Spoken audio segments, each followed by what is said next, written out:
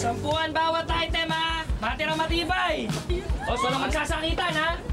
O, go!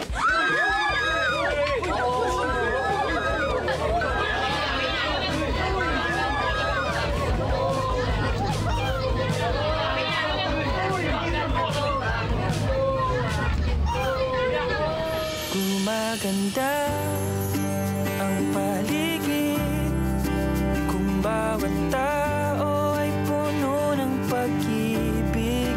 Napapawi ang bighati, masilayan lang ang iyong ngiti. Okay gandang isipin ang isang mundong puno ng pag-ibig.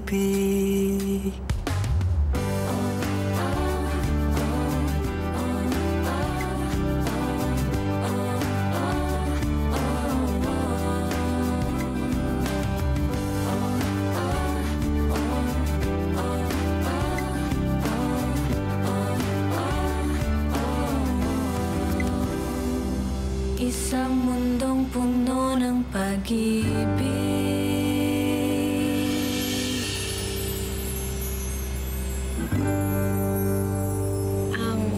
Di ba nilalaman ka makipag-date? Oo. Pwede ba? Sure. Mamaya, pagkatapos ng trabaho. Oo, okay. Okay lang ba, boss? Boss, okay lang? Oo naman. Tagal mo nawala. Kala ko di ka na babalik eh. Ang beses ako pumunta sa bahay niyo para kamustahin nga, pero si Mama Shirley lang lumalabas. Busy ka daw eh. Pasensya na. Marami lang inasikaso.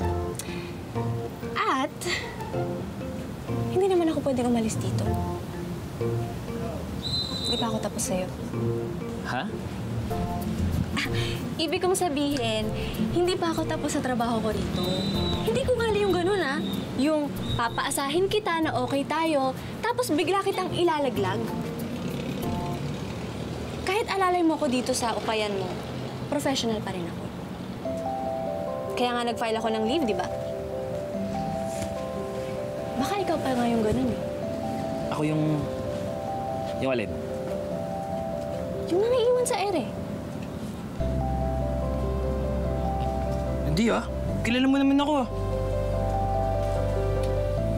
Kilala nga ba talaga kita?